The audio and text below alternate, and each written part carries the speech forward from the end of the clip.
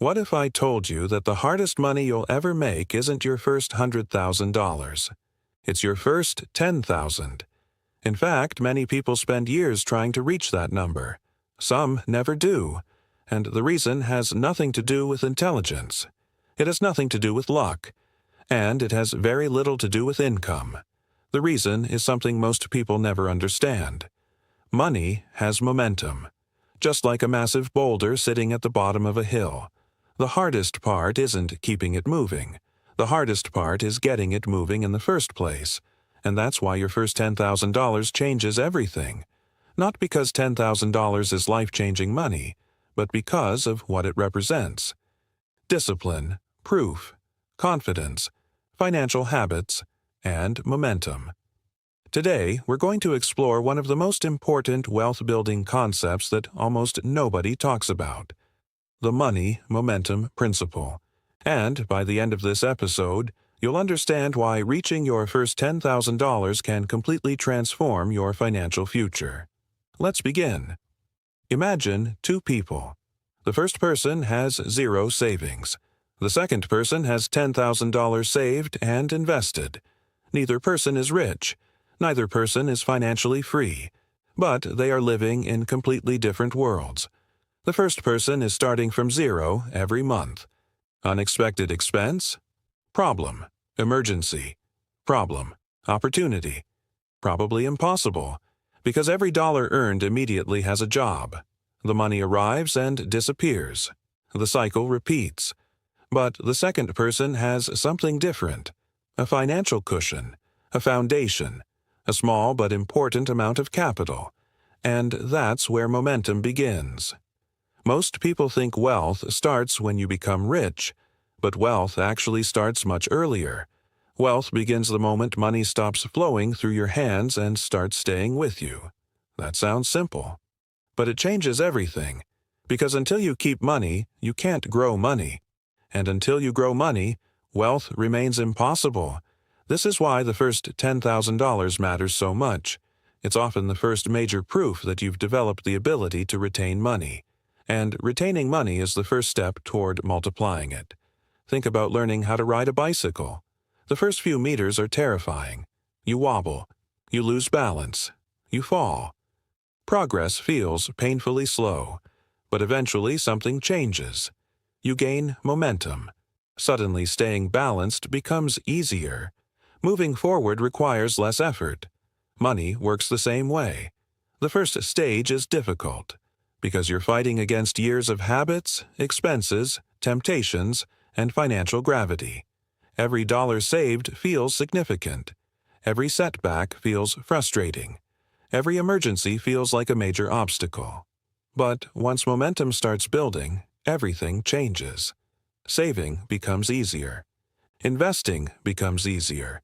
Decision-making becomes easier. Confidence grows. The process begins accelerating itself. And that's the hidden power of the first $10,000. It's not about the number. It's about the shift. A shift from financial survival to financial progress. Most people underestimate how powerful psychological momentum can be. When you've never saved significant money before, wealth feels abstract. It feels like something other people achieve, something distant, something difficult. But the moment you see $5,000, then $8,000, then $10,000, your brain begins viewing money differently. You stop seeing wealth as impossible. You start seeing it as achievable. And that belief changes behavior. The person who believes wealth is possible acts differently than the person who believes wealth is out of reach. Beliefs influence actions. Actions influence results. Results reinforce beliefs. And suddenly, a powerful cycle begins. Now let's talk about another reason the first $10,000 is so important. Opportunity. Money creates options. Without savings, opportunities often look like risks. With savings, opportunities look like possibilities. Imagine an investment opportunity appears, or a chance to learn a valuable skill, or an opportunity to start something new. Someone with no savings may be forced to say no, not because it's a bad opportunity, but because they can't afford flexibility. Someone with savings has choices, and choices create leverage. The wealthy understand this deeply. Money isn't just about buying things. It's about buying options. Options to act, options to wait, options to invest, options to change direction.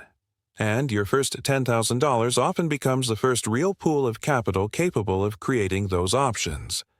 Now here's something even more important. The first $10,000 teaches delayed gratification, one of the most valuable wealth-building skills on earth.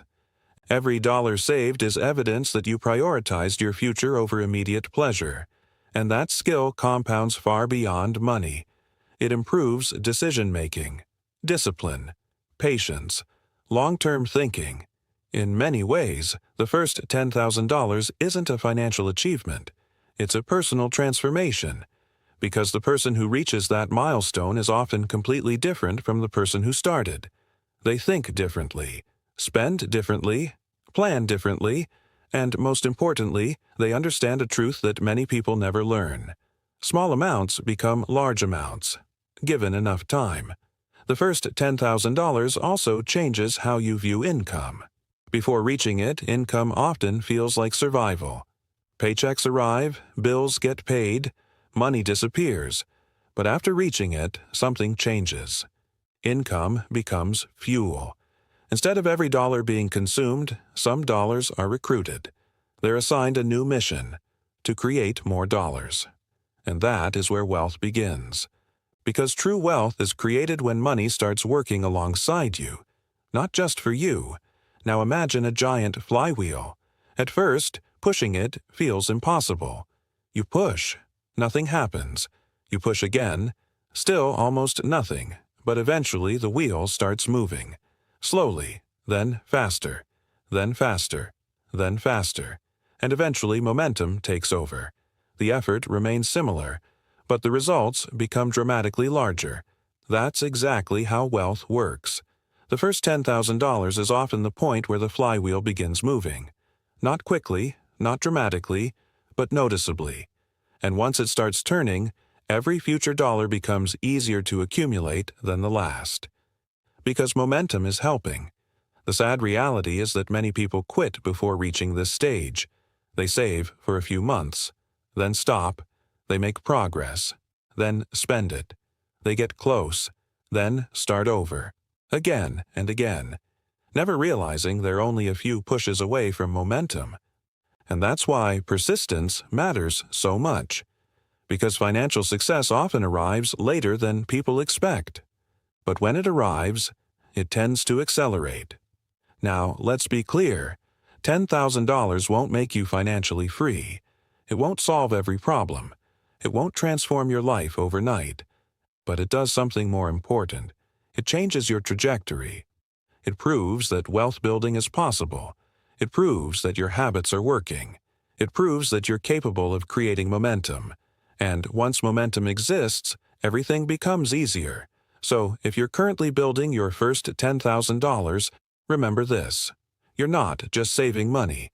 You're building a machine powered by discipline, patience, consistency, and belief. Because the first $10,000 is not valuable because of what it buys. It's valuable because of what it teaches. And what it teaches is one of the greatest financial lessons you'll ever learn. Wealth is not created in giant leaps. It's created through momentum. And once momentum starts, the journey to financial freedom becomes far more possible than most people ever imagined. That's the money momentum principle. And it may be the reason your first $10,000 is the most important money you'll ever make. And if you're serious about building wealth and changing your financial future, smash that subscribe button right now and join us for the next episode.